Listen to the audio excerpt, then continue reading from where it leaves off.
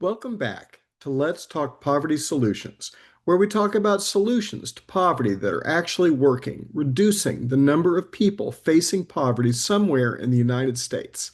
I am Sean Spence, and today I want to ask you a question that is both uncomfortable and genuinely exciting. What if the money to revitalize low-income communities already exists? Billions of dollars of it sitting in the hands of investors who are legally incentivized to put it to work in neighborhoods facing poverty. And what if the reason it is not working the way it should is not a lack of money, but a lack of community power at the table where the decisions get made? That is the story I want to tell today. Here's some background. In 2017, Congress created a program called Opportunity Zones. The idea was straightforward: designate low income census tracts across the country and give investors significant tax breaks if they put their capital gains into those communities. The numbers are staggering. By the end of 2020, total Opportunity Zone equity investment reached at least $48 billion, deployed into roughly 7,800 funds across the country. $48 billion flowing into distressed communities. On paper, that sounds like one of the most powerful anti poverty tools in a generation.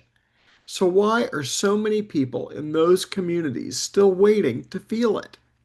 Here's the uncomfortable truth: just 1% of opportunity zones received 42% of the investment.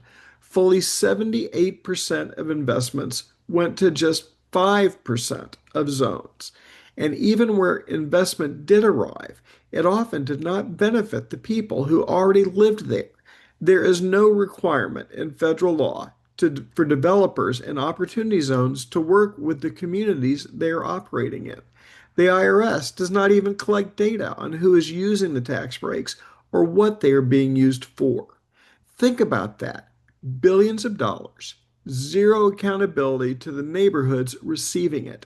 That is not a poverty solution. That is an investment vehicle wearing one.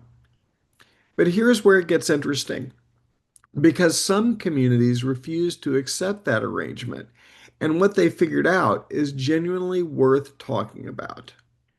In Seattle's Central District, a historically black neighborhood that has faced decades of disinvestment and then the pressure of rapid gentrification, community organizations decided they were not going to simply watch development happen to them.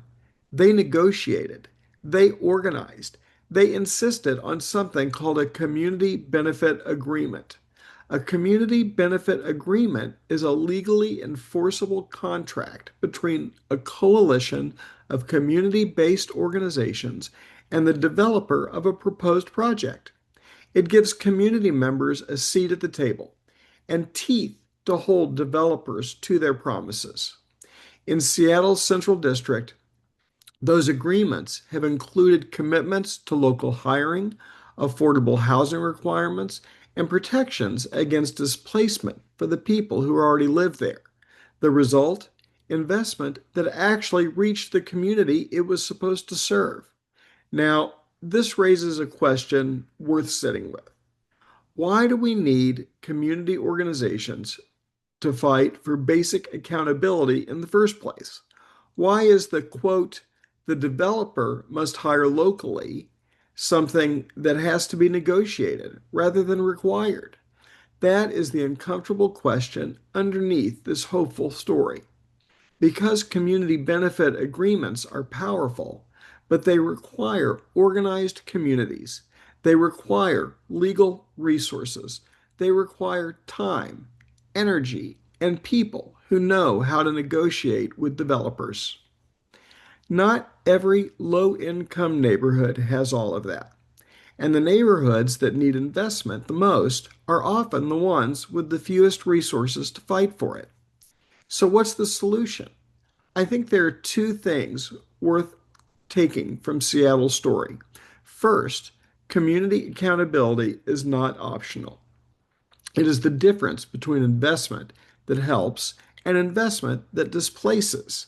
Research from the Urban Institute found that in Ohio, the majority of Opportunity Zone housing units created were market rate in areas already seeing rent and income increases, raising the real possibility that investment accelerated displacement rather than reversed it. The tool only works when the community has real power over how it is used. Second, this model is replicable. Seattle is not unique. Community benefit agreements have been negotiated in cities across the country, in Los Angeles, in Chicago, in Pittsburgh, in Seattle's Little Saigon neighborhood. A coalition of more than 30 small businesses, labor organizations, faith groups, and housing advocates successfully negotiated a binding agreement with a developer to protect their community. Every community with an opportunity zone, and there are more than 8,700 of them, has the potential to demand the same. The money is moving. $48 billion is not nothing. The question is whether it moves for the people already living in these neighborhoods or around them. Community benefit agreements are not a perfect solution. They are hard to negotiate. They take time. They require power that not every community has built. But they are real. They are legal. They are working in places like Seattle Central District. And they offer something the Opportunity Zone program was never designed to guarantee on its own: the community itself at the table. That is where solutions to poverty almost always begin. Until next time, this is Sean Spence reminding you that poverty is not a character flaw. It is a lack of resources, a lack of opportunity, and far too often, a lack of power.